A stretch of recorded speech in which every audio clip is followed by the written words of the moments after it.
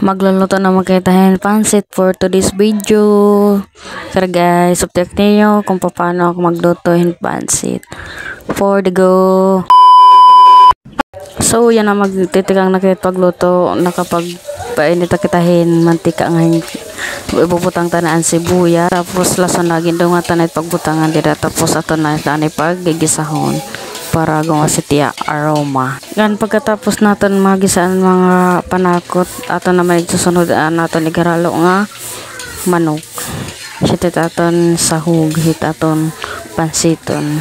So dira pagigisa-gisahon taanay makadali. Ato na nga init diraging pakulo na naton manok hantis naton igbutang dida para maluto hiya.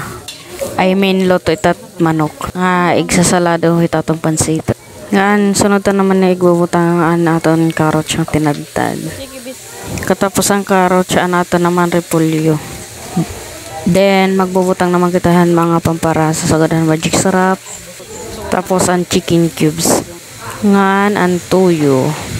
Diret mawawarit pansit. Pagkatapos mabutan ng mga pamparasa, bubutan na tanahin tubig.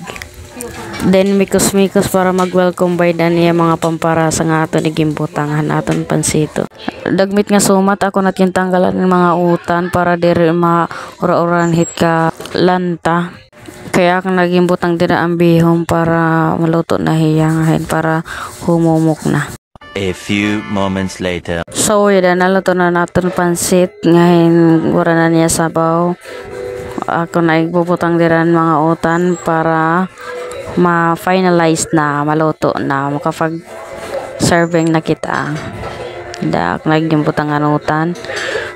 Pagkatapos paghalo-halo unta para mag-well-combine ang pansit nga hanutan. Ngayon pahinayan ko na direct kalayo para dire na masunog itatong pansit. Kaya masusunog itiya pagdako petat kalayo kay wala na niya sabaw. Ngandi da pero tapet ya minuto nga pag-ino kay ko yung taton pansit kay anaton utan kanina ginhap ko kulaat kaya kailangan talaga malutuhin magupit aton utan. Kan after pero ka minuto idan na itatong pansit luto na. So hanggang din hinala guys, bye bye, thank you for watching.